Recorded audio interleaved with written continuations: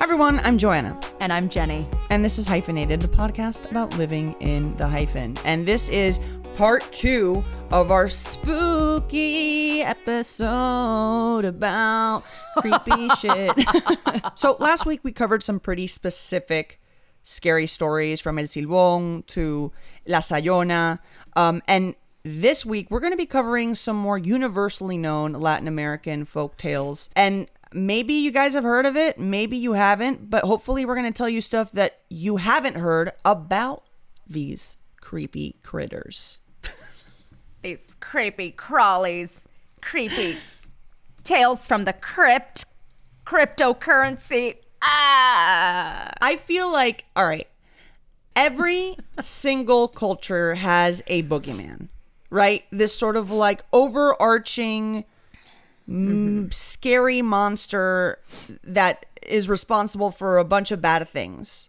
I feel like it, unlike the scary stories we heard last week, which is like a very specific beginning, middle, and end of this hero's journey, this like anti-hero's journey.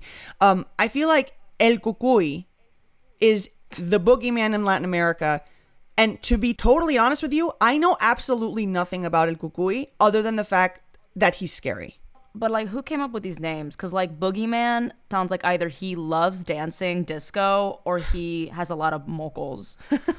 E pobre, like he has allergies. Like the boogeyman. And then you have El Cucuy, who also goes by El Cuco or El Coco. These just seem like really shitty dog names that like you just don't take seriously because they're like toy poodles. Yeah, they're not scary names. No. If we could rename the boogeyman and El Cucuy, I feel like I would want to call him the Creminator. I don't know why I said that. I mean, fuck. I was more terrified of Rumpelstiltskin as a kid than I was of boogeyman. Right. I feel like you need more consonants to make a name sound scary. Rumpelstiltskin. I feel like all of these names sound like items on a menu at a Latin American restaurant. Like you're like, you know what? Can I get la planchada medium? And then I'll do a side of El Silbón, hold the spice. And El Coco for dessert. El Coco for dessert. Actually, very much so. So what do you know about Cucuy, which is like our boogeyman? What is this thing? The same shit. They like to hang out either under your bed or in your closet, areas that you don't normally look into, especially in the middle of the night, and they are just there to scare niños malcriados into behaving well. And I'm gonna be honest, if I had an annoying malcriado kid, I would definitely use El Cucuy. Like Latino parents used El Cucuy or El Cuco to drive the fear of God into their children. He would look for like misbehaving children, but like the difference between him and like Boogeyman is that he would kidnap them and stuff them in a bag. So like some people call El Cucuy El Viejo del Saco.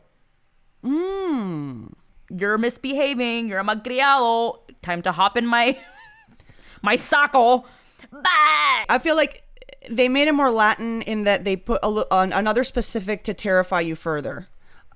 Yes. But what I love about the boogeyman and El Cucuy and any other iteration of the boogeyman is that parents will resort to anything to scare their children into portándose bien.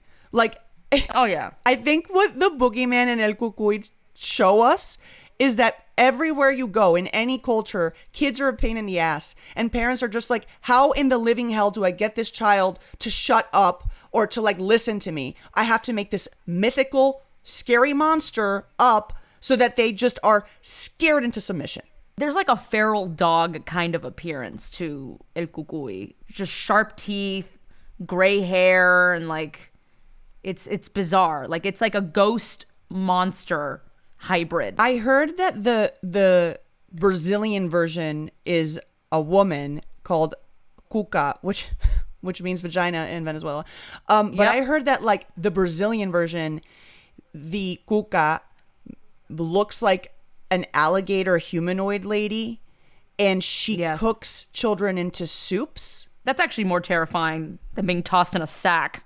Totally.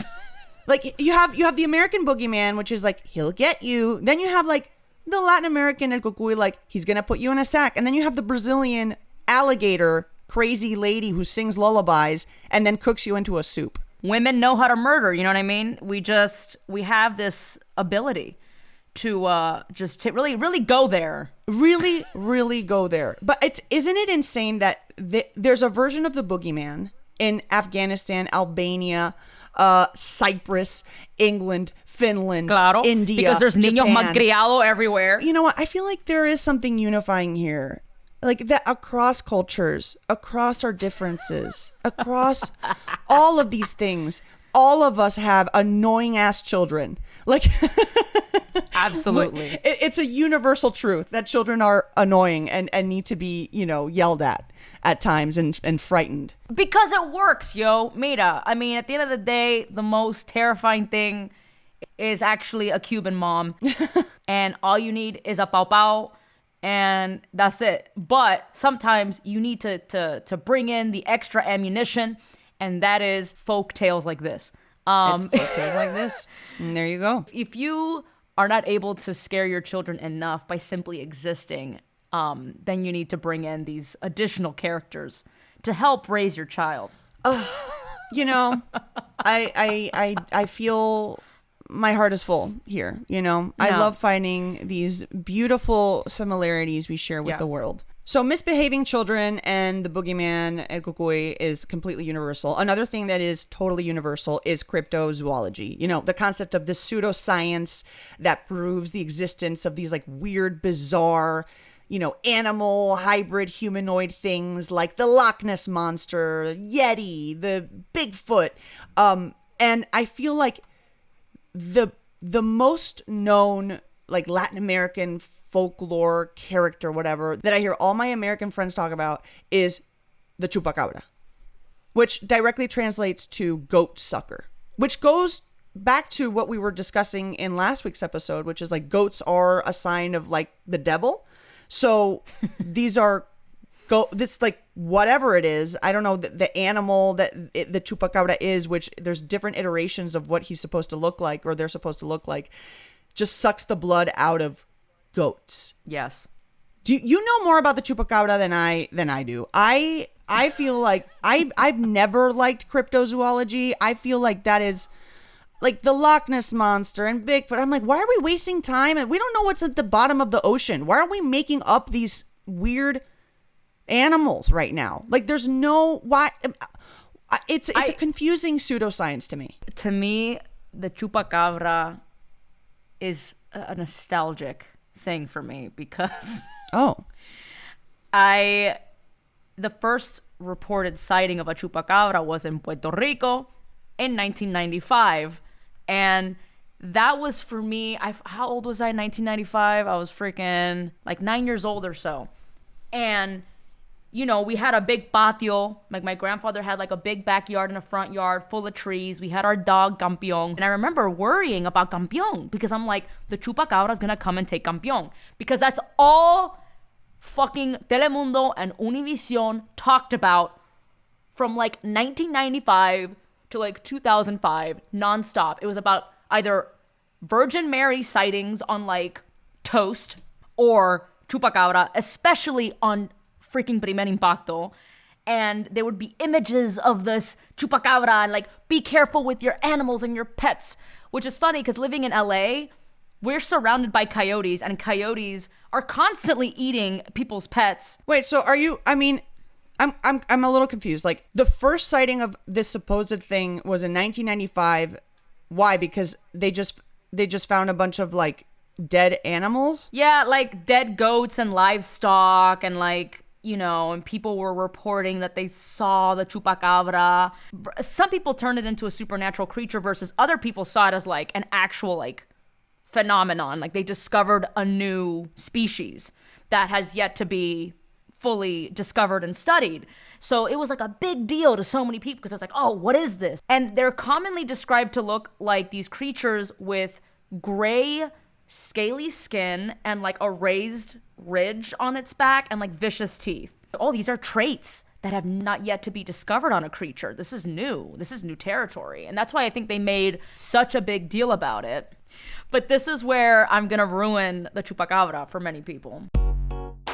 So, Jenny, how are you liking Pantaya? I love me a good streaming service. And I'm honestly so glad that Pantaya is one of our sponsors. Have you been watching El Juego de las Llaves? Oh my God. Yes. Let me tell you, these shows are somehow getting more escandaloso than my abuela's favorite novelas. Yeah, I can confidently say they're pushing the envelope. Well, the hottest show on Pantaya is back with another explosive season. And this new season is sexier. More exciting. And way more edgy than before. Maite Peroni, Marimar Vega, and Humberto Busto are back. And they welcome the new players, Cristian de la Fuente, Laura León, and Alejandra Guzman. The game continues with the second season of El Juego de las Llaves. Streaming now only on Pantaya. Download Pantaya app from the App Store or Google Play Store. Or visit pantaya.com to sign up. And don't forget, it's Pantaya with a Y. I mean, I do want you to ruin it, because right now for me, I'm just like, so you're telling me that these animals and livestock are being like eaten and their blood is being drank by this weird creature that is possibly just a coyote then. But this need and desire to make it fantastical is interesting to me. I feel like it was just a slow news cycle in the 90s, and they're just like, all right, we need something that isn't super scary, like inflation and murder and war. So, you know what? Let's talk about this creepy little figurine called Chupacabra. Like, and I remember Americans talking about it. The Chupacabras that are gonna come and kill Winky. Yeah, this is the first folklore that we were alive in its inception for, right? Yeah. Like, all the other ones are like from the 1800s and you turn of the century. And this one was like, we were alive when the Chupacabra was made up. We were there for its inception, for the creation of this bizarre folk tale. And from its inception to now, every element of it is absurd to me. Like, you have animals like drained of their blood found in Puerto Rico, and this somehow perpetuated this idea that there's this alien, like lizard type of furry creature that is murdering and drinking the blood like a vampire of livestock. Pretty much. And look, it's not like I've studied this my whole life. Obviously, I've been surrounded by it because Spanish television.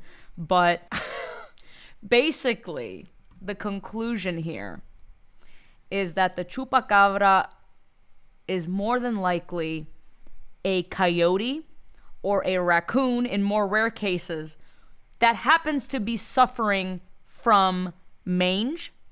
What is that? Mange is a disease that causes animals. I mean, dogs can get mange. They lose their hair. Oh. And their skin gets really scaly and patchy, and they only have little weird patches of hair. And coyotes, their skin color is gray. Like, their natural skin color is gray. So a lot of people are now like coming to the conclusion that this is more than likely a coyote that was like coyotes that are simply suffering from this severe disease. Basically like the animal equivalent of psoriasis. And additionally, like, for instance, the scales and the rough parts, are also due to like burrowing mites. So this animal is just fucked up, but it's not a new creature. It's not supernatural. It's just a coyote with mange. I mean, isn't that... It's like, when exorcisms were like, yeah, like the devil's inside of her. It's like, no, I think that's just an epileptic person. That's it. Yeah, and these people are making it seem like they're demon possessed. Google coyote with mange, and you'll see exactly what I'm talking about. It looks like a fucking chupacabra. Let me see. Pobrecito. A ver. Coyote with mange. I feel so bad. Oh my God, this is the Chupacabra. Yeah. Wait, but what? Jenny, I just stumbled upon something that I feel like we all got trolled, okay? Because I just looked it up online, and the term Chupacabra was coined by a comedian. Like, a Puerto Rican comedian made up the name Chupacabra, and we all took it seriously. Like I feel like we were all effectively trolled. Like, obviously it was a coyote with some like weird skin psoriasis, and then Everyone freaked out about it. Everyone believed it. And then everyone's like, this thing is real. And the name is a Chupacabra. And now, like, the name is a joke. Is a literal joke told Actual on Puerto joke. Rican radio. And everyone took it seriously. Well, I have some more news. So it turns out that the very first eyewitness who claims to have seen the Chupacabra in Puerto Rico, they had just seen the movie Species. So then when they saw this Chupacabra in real life, they thought that Species was based on a real story in Puerto Rico. So they basically described the creature from the movie Species. Oh my God. And then Primer Impacto got a hold of it. Listen, I am so sorry, Meet Castellanos and Maria Celeste. That news is not news. They were like, we need something for our news cycle. What do we put? This is perfect. We got it all. They could talk about anything. They could be like, the Chupacabra got married to Carmen Sandiego. And then people would be like, oh, that's people amazing. Believe it. They're like, oh my God, they found Carmen Sandiego? No wonder. Like, no wonder. They found her and she married the Chupacabra. And then they gave birth to Waldo. I don't know, like, and that's the kind of shit that Primer Impacto. You know what's funny? Primer Impacto to our grandparents and parents was like El Cucuy to kids. Mm-hmm. That was like, we're gonna scare the living shit out of adults. Yeah, that sounds like Fox News to American Republicans. They're like, immigrants are gonna come and take our shit. Ah, that's like literally, like that is. It's like these terrifying bedtime stories that you tell adults so that they can behave. Mm-hmm. That's what it is. That's what it was. Like keep your animals indoors, please, or this character from Species will murder you. But I you know what's interesting is that era, like the 90s. All of these like alien movies and came out, and you know there was Species, there was this, there was that. I feel like there was this whole sentiment of like, we don't really know what's on this earth, and there's like mystery here, because like I feel like people were trying to search for mystery around them. I don't know what it is. I think like special effects became like more intense in Hollywood, and people were like, yo, that looks too real. Maybe it is real. Like special effects cause people to be like, this might be real life. Species might be real life. This is too believable. Too believable. Like, thank God in like the 80s and 70s, you had like terrible, you know, monsters looked like paper mache. And now it's like, oh my God, computer generated? Oh my goodness. Holy shit. Oh God. Humans are stupid, man. Speaking of humans, Jenny, I think the most famous Latin American tale is obviously La Llorona. Mis hijos. God, lady, shut up! I feel like La Llorona is the folktale equivalent of the empanada. Like every country thinks that La Llorona is theirs, but it's absolutely universal. Every country has their own version of La Llorona. And even though it apparently did originate in Mexico, I thought La Llorona was Venezuelan. My Colombian husband thought it was Colombian. Like everyone thinks it's their own. I thought they were ripping off Medea, which is a Greek tragedy. Well, it sort of did. Like there is a version of in mythology, in Greek mythology, that is this story as well. The same shit. It's the same thing. She just didn't drown them. I think she like burned them or I don't know how the fuck she killed her kid. But yeah, and so like the same mierda, the husband can't keep his dick in his pants. He fucks some other chick of a higher status, and then she's like, fuck everything, and she kills her fucking two sons as vengeance. That was Medea's story. That is literally La Llorona. La Llorona, I guess there's many different iterations and versions, and that's something I want to get into later. But just for those of you out there that somehow don't know La Llorona, because even Americans are making movies about La Llorona now. The story is this woman is in love with her husband, I guess, and the husband cheats on her and leaves her, abandons her. And she is so overwhelmed with frustration and depression that she drowns her children. And then she drowns herself as well. But then when she goes to God or whatever, when they're about to let her into heaven, they're like, dude, you freaking murdered your children. You're not coming in here. And she's like, oh my God, what? And then they send her back as a ghost to roam and like cry and like look for her children. So she's like, she cries asking where her children are, but then will drown your kid. Which is, you know, I don't understand this character's motivation. Again, I don't understand the character motivation. She's a ghost that murders children by drowning them, but is looking for her own kids. So I guess she's so mad that she killed her own kids that she's like, I'm going to keep killing children, which I don't think is the correct remedy to the situation. Yeah, no, that's not really the best way to handle it. But, you know, once again, it was a real great tool for parents. Apparently, in a lot of articles, it's like usually on cold and windy nights, specifically cold and windy, which doesn't exist in Miami. So I don't know. That's probably why I was never told about the La Llorona as a kid. But on cold and windy nights, parents would tell their children, well, you better go to bed early, because if you don't go to bed early, La Llorona's gonna find you. Yeah. And she's gonna drown you. It's also what we talked about last week, which is this mother archetype, right? Like, what is a good mother and what is a bad mother? And, you know, I think that like what this is sort of saying is like, even if you're like kind of a little bit not a great mother, like you could drown your kids.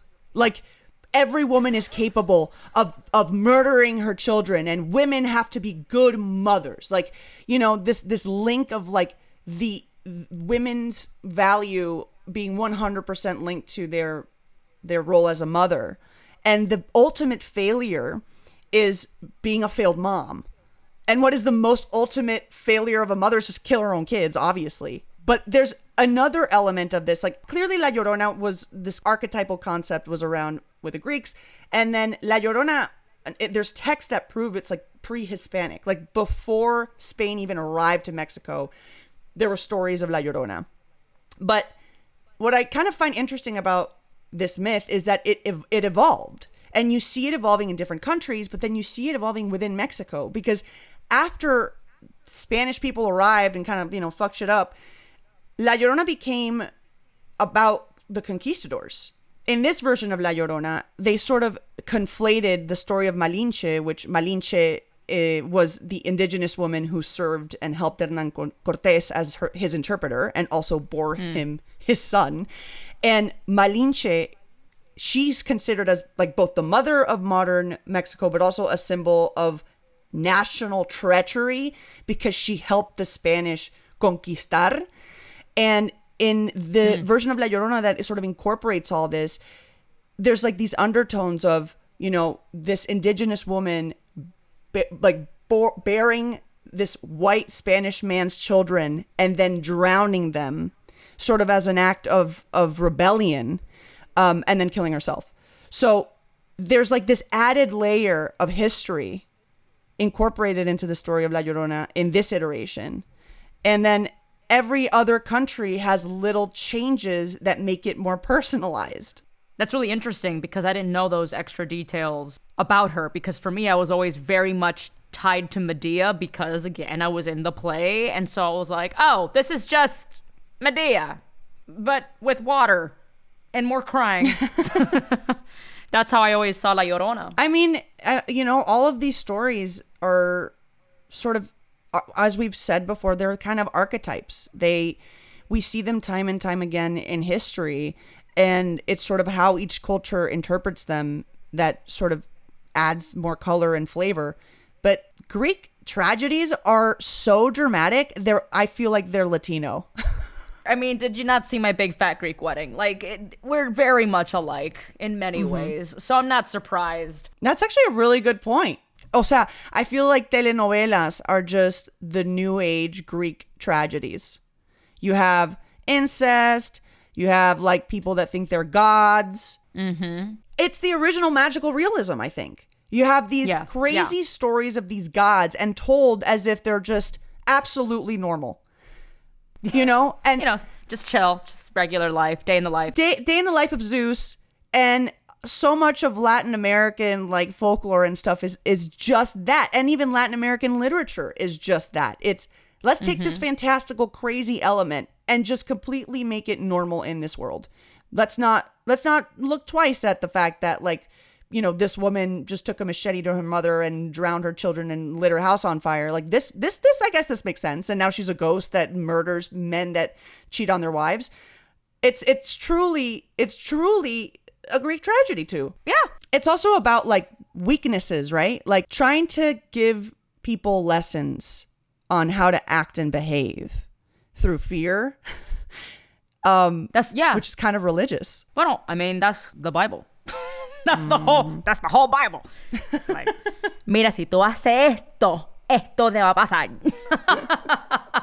Papá Dios te va a dar papao.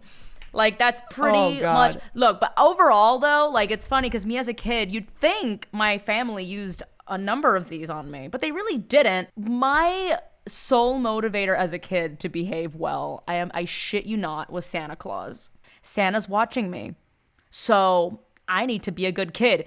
I didn't need no fucking silbón or papalote, or I don't fucking know the names of these. Santa was the boogeyman, or el cucuy, with positive reinforcement. Like, yes, he was a positive reinforcement boogeyman. He's like, he sees all your shit, but he'll give you like presents if you do good. But then el cucuy is like, you do something wrong and you will be a dead child. And I feel like Santa Claus, I mean, he's been very well marketed to be just a positive reinforcement cucuy. It really does work. This like positive reinforcement. You maybe don't always have to scare the living shit out of your child to get them to behave. If you really get them to believe in magic and in the Tooth Fairy and in Santa Claus and like these really positive yet still creepy characters,